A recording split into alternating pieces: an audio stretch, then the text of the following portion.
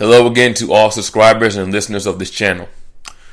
In today's video, I want to speak about this disgusting need to constantly churn out more and more remakes and reboots of films and shows and more ongoing series of cartoons, films, etc. that were originally produced during our childhood.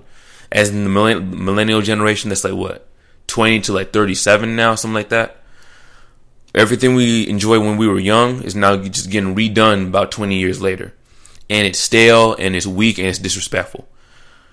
But yeah, in this video we'll be getting into the multiple reasons for all this lazy rebooting, this lazy unoriginal storytelling pretty soon. And also we'll be getting into what can be done to combat what I feel is the downfall of storytelling in the modern age.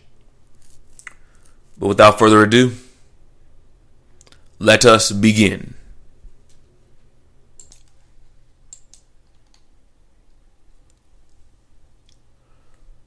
First, what is a reboot? A reboot is when a film or a series gets taken back to its original story elements, non-essential element. It gets taken back to the origin of a story where the main story elements and even some non-essential elements are stripped away and the story is retold in a more modern fashion. Examples of rebooting, again, it's not remaking a movie, but it's rebooting a movie or a franchise or a series. A good example of this would be The Amazing Spider-Man that came out in 2012 as a reboot to the Spider-Man trilogy that was produced and released between 2002 and 2007. Whereas a remake is basically a retelling of the same story with some of the basic and some non-essential elements remaining intact in the retelling of the story. So everything in the story is supposed to be pretty much the same. It's just more updated. And you update the graphics, you update the technology, you update some of the, language and other things. But other than that, all the basic stuff is almost exactly the same as the original. Good examples of remakes are the Ghostbusters remake of 2016, directed by Paul Feig. That's a remake of the original Ghostbusters, the better one, from 1984. That was funnier and had better lines. And it was directed by Ivan Reitman. Or another example would be War of the Worlds from 2005. That was directed by Steven Spielberg. That was a remake of War of the Worlds, the original one from 1953, directed by Byron Haskin. The Karate Kid in 2010, directed by Harold Zwart, is a remake of The Karate Kid from 1984. And the original one was directed by John G. Avildsen. Another version would be Planet of the Apes of 2001, directed by Tim Burton, was a remake of Planet of the Apes. The original was created in 1968 and directed by Franklin J. Schaffner. Then there are the long-running series. The franchises that are way too long-winded. They've gone on for way too many seasons, way too long. They're going for season after season or saga after saga with apparently no ending in sight. And examples of this would be the Dragon Ball franchise. How it started out with Dragon Ball, then Dragon Ball Z. Then they went to that really weak Dragon Ball GT. Then they went to something else, and eventually went off to a whole bunch of other things that I don't really care about. And then The Simpsons has gone on for how many seasons? I think almost 30 by now. And it's like, this is running stale, but they keep producing it for whatever reason. So yeah. Now let us ask, what is wrong with all of these? A couple of things are wrong. One, they're stale, as I mentioned earlier. Remakes generally tend to not do as well in box office compared to the original. They tend to not be liked by fans as much, and they tend to get lower ratings and rankings from film and TV critics. One major reason is that remakes just don't touch the hearts, minds, and souls the way the originals do, the vast majority of the time. And they most likely never will, for one major reason. There's a couple of reasons that I can go into later on in a video series about this, but one major thing that's hurting them is in today's modern age of film, there's too many films being produced all at one time. There's too much competition in the film industry for attention, to get sales, for big box offices, etc. Not to mention the competition with other forms of media that have taken more people's time in the last decade or so. Like Netflix, Hulu, YouTube. A lot of these films have to compete with that also. So a remake of a film today will never have the impact of the original films in the past, just because everything is more saturated today than it was in the past decade, in prior decades. Very simple. Number 2, they're unoriginal junk. Instead of working with new, bold ideas, original storytelling, being creative, and taking risks, too many Hollywood film studios are relying on people's thirst for nostalgia to make an intellectually lazy, cheaper, and quicker buck at the box office. And according to recent studies and trends, this actually isn't working. As in, ticket sales have been going down, ticket prices had to go up to compensate for that, people don't want to go out anymore to movies, etc. Oh, and before anyone says, well, remakes have always been a thing. Well, okay, a couple things wrong with that. A, we're saturated with remakes and reboots unlike in the prior decades. And also, child labor was a thing. Massive wars that killed millions were a thing. Slavery was a thing. People did all those all the time. That doesn't make those okay or just. So that tired argument needs to be let go. The whole idea of it's been done before so we can do it now, that's a very weak and lazy argument. There are lots of things that human beings did for thousands of years that we should not do now. And just because it was done for thousands of years in the past does not justify doing that thing now. Same thing. They made remakes back then. Therefore, these remakes are okay. No, most of them are garbage. But yeah, that's not going to legitimize that. Sorry. So yeah, remaking and rebooting and keeping series long running has gotten really bad and really stale and really empty. Number 3, they've gone on for way too long and have gone way too far. There are certain franchises that should have let go and ended by now. They should have ended maybe a decade ago, even more. But they decide to not end them. And the reason is because studios know that anyone who remembers these series from their childhood, a lot of people in that population are going to go watch that character in that particular universe no matter what. And this makes the studios lazier in terms of writing, editing, animating, directing, choreographing, storyboarding, etc. current series. So no matter how badly Homer Simpson is written in recent episodes, and no matter how bad the jokes are, no matter how unfunny it might be, no matter how many times Goku fights a predictable power-up fight with a new but boring villain, so many people will still flock to it just because it's Homer, Simpson, or Goku. And as far as I can see, it's really pitiful. And yeah, I'm going to be one of those people. Deal with it. Number 4. They appear more and more to be an insulting cash grab. And because they're unoriginal junk that has gone on for way too long, they allow the film studios to make more money without trying harder and getting better at the craft of storytelling. Too much of a film or a series has become a cheap cash grab, a stale franchise, an overhyped main character, a product more so than art. Because that's the thing. When it came to film, it was supposed to be a mixture of, yes, it's an art form, but it's also a product. It's a multifaceted, put together by multiple different people, piece of artwork that can also be made into a product. But today, the product has overtaken the mentality of the film studio, so they don't see it as much of an art anymore. They see it more as another product to make profit. And I think that product section of filmmaking has become way too prominent. We need to go more back into the art form of it and not just the product version of it. And also intellectual and artistic laziness in terms of putting a production on the screen. A simpler way of putting it would be like, it's become just way too much of an industry instead of just telling the story through a visual medium. At least that's the way I look at it. So there you go.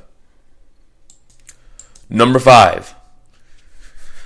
All this rebooting and remaking and long running in the series and all this nonsense seems to be stealing the spotlight from news stories that people could be and should be enjoying right now.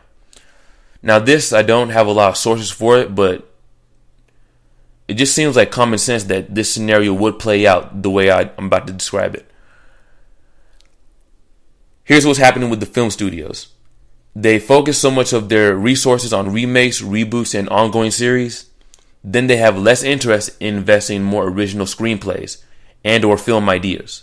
Therefore, we have a glut of unoriginality and also possibly a massive amount of original film ideas that will never be put on screen because these massive film studios want to play it safe and stick with quote-unquote what works. Again, everything's way too mainstream, too cookie cutter. Everything's way too industrialized. People are not thinking outside the box anymore. It's getting really pathetic as far as I can see. If this is the case, then this only ensures that there's really a dying off of a major component of storytelling.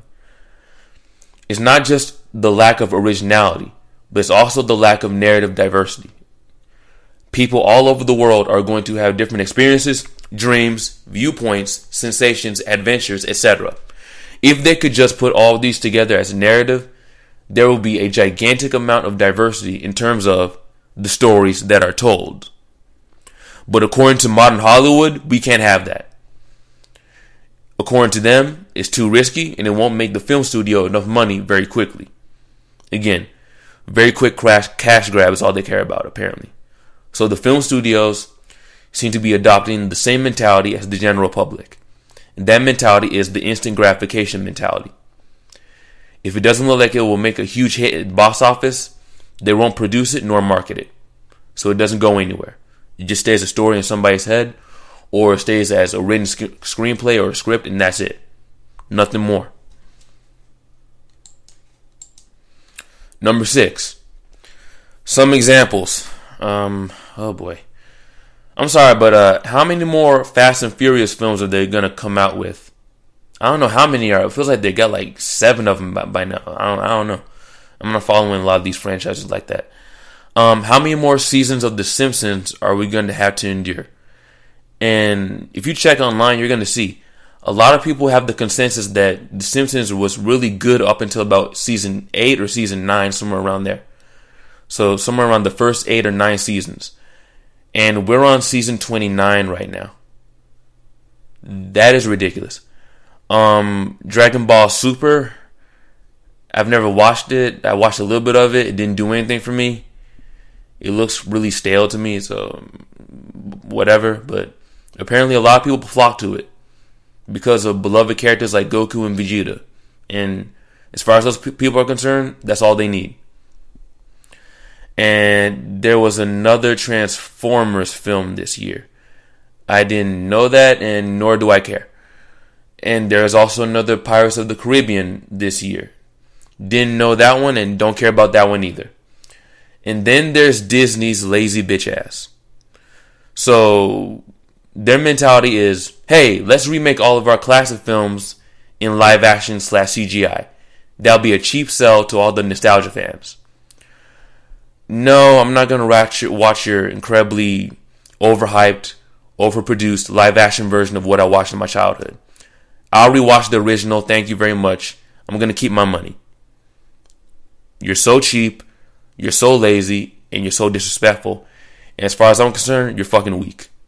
I'm going to keep my money and watch the original stuff that was produced decades ago. The way it's supposed to be. Not your remade live action trash. No, go away with that.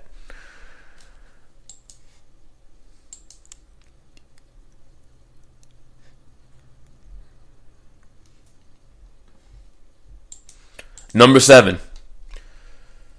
All this lack of originality appears to be weakening the art of storytelling. And here's why. The very art of storytelling has gotten weaker. It has become an over-repeated, overly expensive, cookie-cutter, industrialized, unoriginal endeavor. There's too much competition, too much money, too many films being produced, and each one seems to lose value as it has to compete harder against other films as a product, instead of conveying something beautiful to an audience as a story.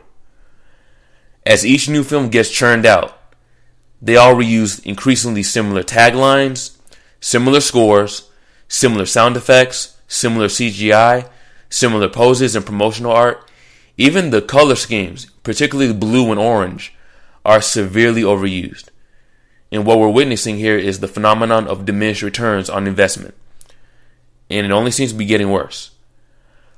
What's one major thing that I think is causing this lack of originality? It's not just the film studio's lust for a quick buck. It's not just the short attention spans of film producers or the audience. It's not just the overall imaginative laziness of modern society. I think a big reason we're seeing this downfall in the art form is because we refuse to grow up. We refuse a certain type of maturity. We're refusing to mature and fully accept being an adult in the modern age. We want to relive our childhoods instead of accepting that our childhoods have come to an end a long time ago. What do I mean? Here's what I mean. I mean, too many people are risk averse. We don't want to take a risk with anything new anymore. And that is a big part of being mature. And the Hollywood studios, again, they seem to be following the same mentality. We don't seem to have an imagination anymore. Another major thing that we need to develop as we move into adulthood. Instead of looking at screens all day, letting outside entities entertain us, we need to be relearning how to entertain our own selves with our own minds, our own thoughts, our own ideas. But we're not doing that.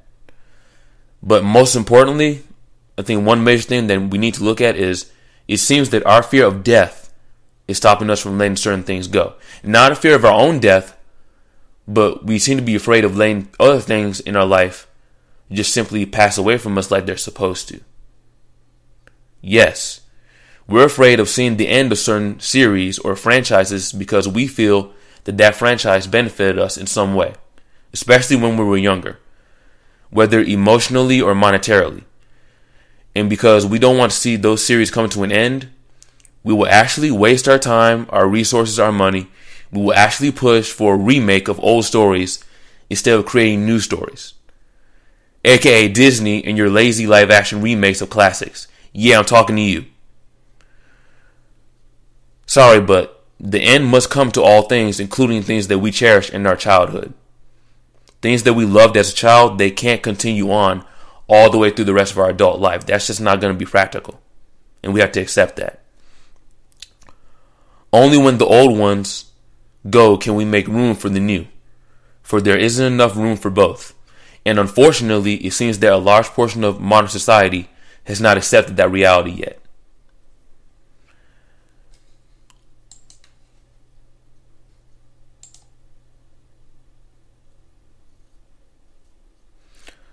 Finally, what do I think human beings can and will be doing in order to bring back the art of storytelling? Here's a list. One of the first things that's going to have to be done is people have to grow up mentally, emotionally, spiritually, etc. They have to accept that we as adult human beings cannot and will not relive our childhoods. The people that fooled us into believing that we can relive our childhood were wrong.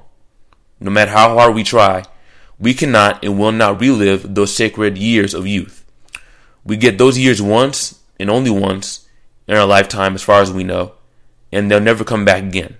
We have to accept that. When we're children, we get a maximum of 10 to 12 years of an actual childhood where we get to enjoy it.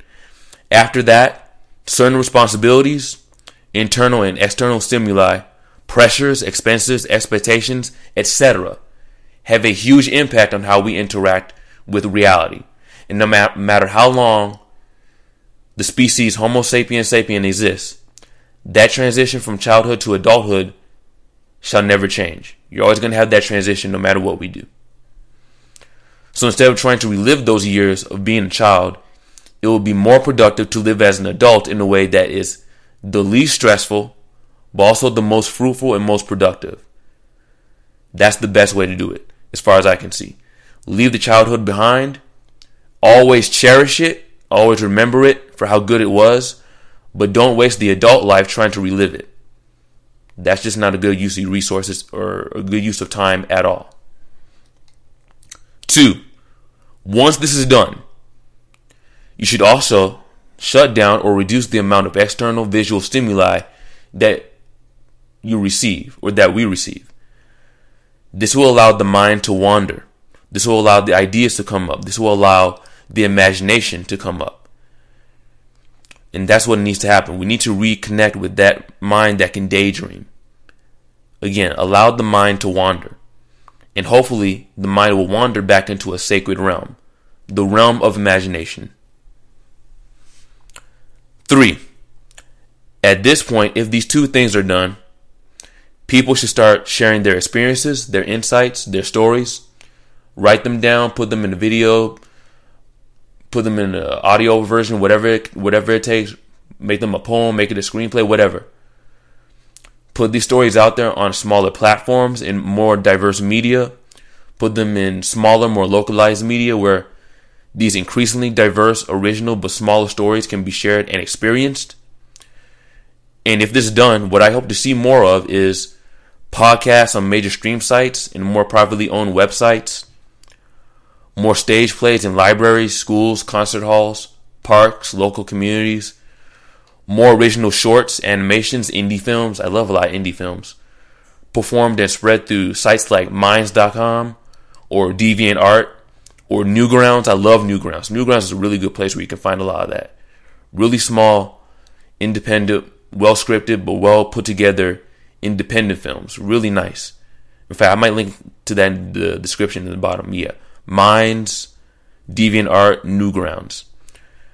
Also, more original novels, more original novellas, poems, etc.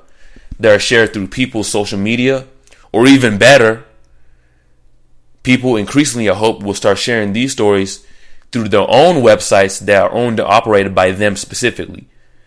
That way, they don't have to depend exclusively on sites like YouTube or Facebook for an audience. Hollywood may very well be in the beginnings of its death throes. And if we if we as Homo sapiens sapiens continue our affinity for the art of storytelling, while Hollywood is going through all its trials and tribulations, if Hollywood does fall, then someone else has to fill that void if Hollywood truly does fall. If these studios go bankrupt, if they lose money and they can't produce films anymore, someone else has to step in and take their place in some way. And I believe we, everyday average people, can and will fill that void if we choose to. But the choice has to be made, and the choice has to be made soon. Then and only then can we begin a renaissance of the narrative, the revival of the creative medium, the resurrection of storytelling. That's the way I see it. Oh, and also one more thing. A shout out to Roland Hall for donating to my Patreon. Really appreciate your contribution. So hopefully you'll see this video. Thanks for that. For everybody else, that's all for now. Please like, subscribe, share, and donate to support this channel. You'll see the link in the description. You guys have a nice day. I'm out. Peace.